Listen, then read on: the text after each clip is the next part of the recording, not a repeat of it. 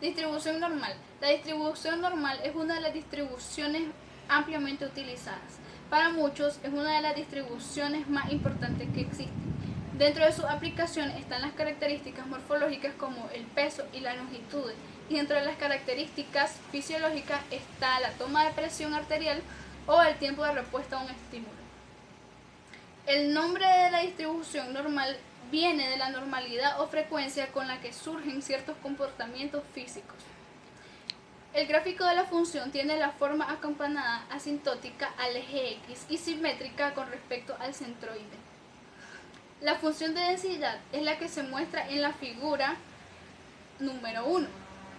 Bueno, esta fórmula nos dice que cualquier distribución normal específica está determinada por dos parámetros, que serían la media y la desviación estándar, en donde la media es el valor central de la distribución y la que domina su posición, mientras que la desviación estándar es la que determina la dispersión o el alejamiento de los datos respecto a la media.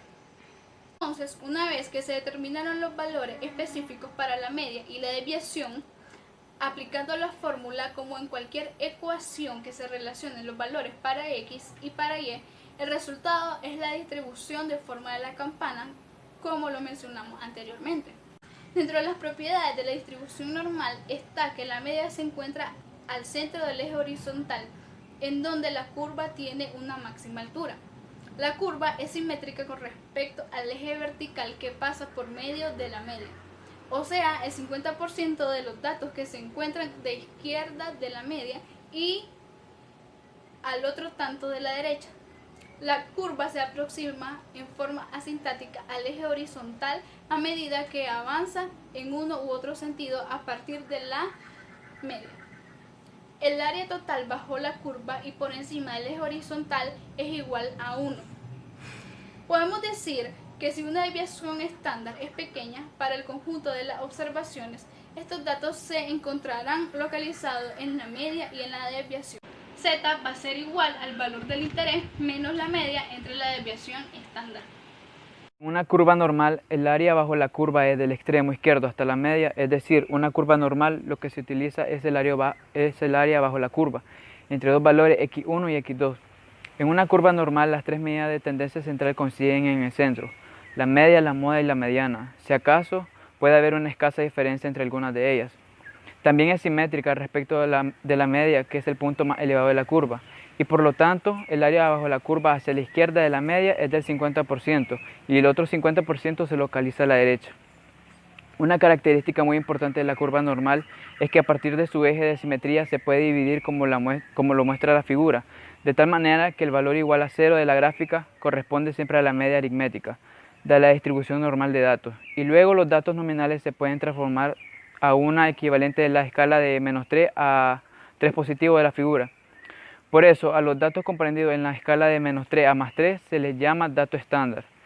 En esa escala estandarizada, el número 1 representa una desviación estándar, el número 2 representa 2 desviaciones estándares y así sucesivamente. El signo positivo indica que está a la derecha del 0 y el signo negativo significa que está a la izquierda.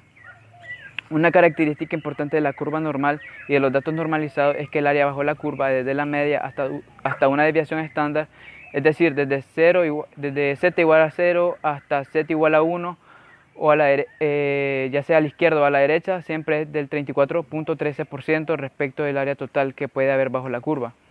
De la misma forma, el área bajo la curva desde la media hasta dos desviaciones estándar, es decir, desde z igual a 0 hasta z igual a 2, ya sea a la izquierda o a la derecha, es del 47.72%. Para denotar el área a la izquierda de x, se estandariza el valor de x y luego se busca en la tabla el valor de la función. El valor de la función conjunta de z, donde z es el valor estándar de x y la probabilidad de que la media sea menor a x, dando como igual el conjunto de z. El área a la derecha de x es casi similar, solo que z es el valor estándar de x y la probabilidad de que la media sea mayor a x y se iguale a 1 menos el conjunto de z. Y la denotación del área comprendida entre los dos valores de x1 y x2, donde x2 es menos a la media, la cual es menos a x2.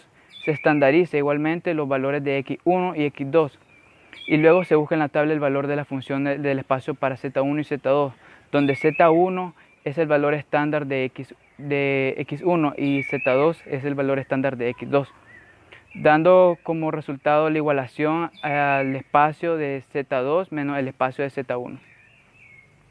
Ahora les hablaré un poco sobre la tabla de distribución normal, la cual presenta los valores de probabilidad para una variable estándar z, con media igual a 0 y varianza igual a 1.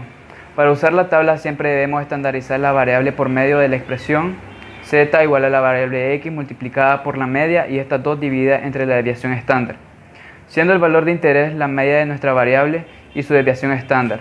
Recordemos que corresponden a parámetros, o sea, a valores en el universo, que generalmente no conocemos, por lo que debemos calcular z usando los datos de nuestra muestra. En general, el valor de z se interpreta como el número de desviaciones estándar, que están comprendidas entre el promedio y cierto valor de variable x. En otras palabras, se puede decir que la diferencia entre un valor de la variable y el promedio, expresada esta diferencia cantidad de desviaciones estándar. Bien, si nos vamos a la tabla y nos familiarizamos con algunas cosas que nos presenta, tenemos que en la primera columna de la tabla aparece el entero y primer decimal del valor de z. Vemos que los valores van desde menos 3.4 a 3.3 positivo.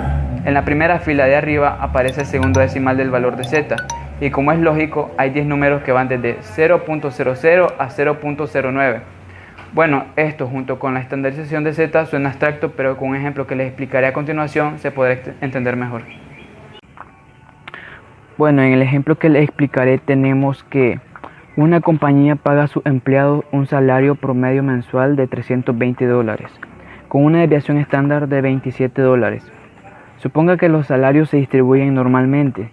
Entonces, ¿cuál es la probabilidad que un trabajador gane menos de $340 mensualmente? Bien, lo primero que debemos hacer es identificar para este ejemplo su media, que serían $320 y que lo vamos a identificar con new, y la desviación estándar que lo vamos a identificar con sigma, que va a ser igual a $27. Para hallar esa probabilidad debemos utilizar la fórmula de z, ya que si se utiliza la fórmula general, que es f de x igual a la integral desde menos infinito a x de 1 sobre la desviación por raíz de 2pi por la exponencial de menos x menos la media sobre sigma todo al cuadrado en el dt. Sería muy largo y complicado, así que optamos por la estandarización y usamos a z igual a x menos nu sobre sigma. Al sustituir debemos tener en claro que la variable x toma el valor de 340. Entonces, al efectuar esto, nos da como resultado 0.74.